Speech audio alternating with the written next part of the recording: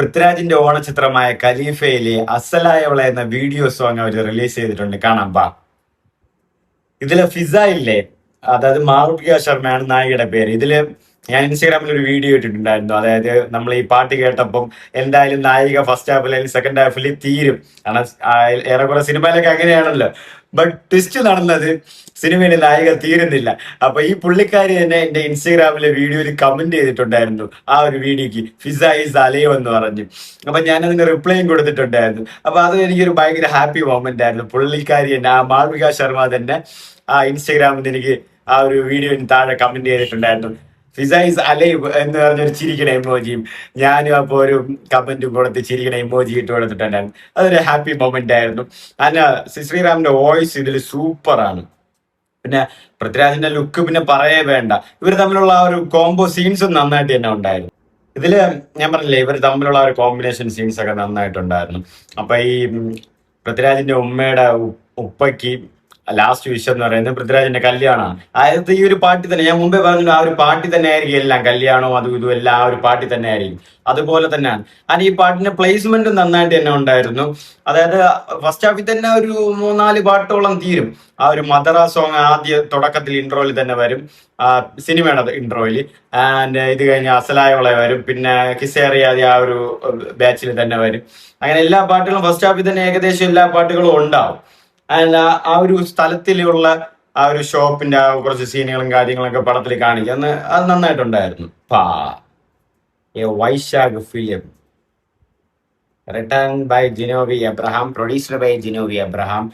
So Khalifa, Prithviraj, Sukumaran and ലാലേട്ടന്റെ ഒരു climax cameo, Mambarakkal Ahammed Ali, പിന്നെ ഇതില് ഐവോറോ അലക്സാണ്ടർ എന്ന് പറഞ്ഞ് ടോവിനോ തോമസിന്റെ ഒരു കിടിലൻ ക്യാമിയോ ഒക്കെ ക്ലൈമാക്സിൽ വരുന്നുണ്ട്. ഇപ്പോൾ ഖലീഫ സിനിമ എങ്ങനെ ഉണ്ടായിരുന്നു കൂടെ നിങ്ങൾ മറക്കാതെ കമന്റ് ചെയ്തേക്ക്. ആൻഡ് പേഴ്സണലി എനിക്ക് ഇഷ്ടപ്പെട്ട ഒരു പടമായിരുന്നു. ഫസ്റ്റ് ഡേ ഞാൻ ഫസ്റ്റ് ഷോ ആണ് കണ്ടത്. എനിക്ക് നന്നായിട്ടൊരു വർക്കൗട്ട് ആയ പടമായിരുന്നു. അതായത് ആ ഒരു പൃഥ്വിരാജ് പറഞ്ഞതുപോലത്തെ ആ ഒരു ഇമോഷണൽ സാധനങ്ങളൊക്കെ ഉള്ള, ചിലയിടത്തൊക്കെ ചെറിയൊരു തോതിലുള്ള ആ ഒരു ലാഗും താഴ്ചയൊക്കെ ഉണ്ട്. എന്നിരുന്നാലും തിയേറ്ററിൽ അന്ന് കണ്ടപ്പോ എനിക്കൊരു സാറ്റിസ്ഫാക്ഷൻ തന്ന ഒരു മൂവി തന്നെയായിരുന്നു പൃഥ്വിരാജിന്റെ ഖലീഫ. അത് ഞാൻ എന്റെ റിവ്യൂവിലും പറഞ്ഞിട്ടുണ്ടായിരുന്നു, നിങ്ങൾ വേണമെന്ന് ചെക്ക് ചെയ്ത് നോക്കുക. ആൻഡ് അസലായുള്ള സോങ്, കിട്ടില്ല സോങ്.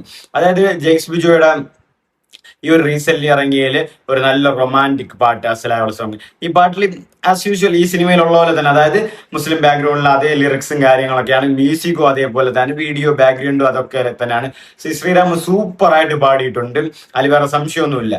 ആൻഡ് ഇതുപോലെ തന്നെയാണ് മഴവില്ല എന്ന് പറഞ്ഞ് ദുൽഖറിന്റെ ഒരു റൊമാൻറ്റിക് ഗാനം. ബട്ട് അത് ഏറെ ഹിറ്റായിട്ടും ഇല്ല, അത് അത്രമാത്രം, പക്ഷെ നല്ലൊരു പാട്ട് തന്നെയാണ്. ബട്ട് അത്രമാത്രം അത് ഹിറ്റ് ആയിട്ടുമില്ല, അത്രമാത്രം ആരും കേട്ടിട്ടുമില്ല, അത്രമാത്രം അത് വൈറലായിട്ടുമില്ല, ടു ബി ഓണസ്റ്റ് ആ പാട്ട്.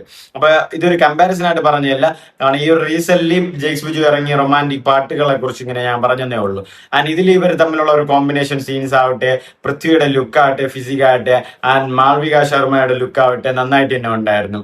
ആൻഡ് ഈ സിനിമയിൽ ഏറ്റവും എക്സ്പെക്ട് ചെയ്യാത്ത ട്വിസ്റ്റ് ആയിരുന്നു മാളവിക ശർമ്മ പടത്തിന് തീരാത്ത. നമ്മള് ഈ പടം കാണിച്ച എല്ലാ പടത്തിലും നമുക്ക് അറിയാലോ, നായികയെ തീർക്കും, വില്ലന്മാര് തീർക്കും, അപ്പൊ നായകന്റെ ഒരു റിവഞ്ച്. പക്ഷെ ഇത് അതിലില്ല. അപ്പൊ ആ ഒരു ട്വിസ്റ്റ് ഈ പടത്തിലുണ്ടായിരുന്നു കേട്ടാ. അതൊരു ട്വിസ്റ്റ് അല്ല, എന്നിരുന്നാലും നമ്മളത് പ്രതീക്ഷിച്ചത് അങ്ങനെയല്ലായിരുന്നു. അതുകൊണ്ട് ഞാൻ ട്വിസ്റ്റ് എന്നേ പറഞ്ഞുള്ളൂ. ആൻഡ് മൊത്തത്തിൽ അസലായുള്ള സോങ്, സൂപ്പർ സോങ് കേട്ടാ. അത് ആ ജന്നാത്തിൽ അത് വരുമ്പോഴും, പിന്നെ മോഹമാലെ നിന്നെ കണ്ട് ആ ക്ലൈമാക്സ് ഒക്കെ വരുമ്പോ തന ആ ഒരു വൈബും കാര്യങ്ങളൊക്കെ നല്ല രീതിക്ക് വരുന്നുണ്ട്. ഒരു കല്യാണ പാട്ട് സൂപ്പർ ആയിട്ട് തന്നെ ഉണ്ട്.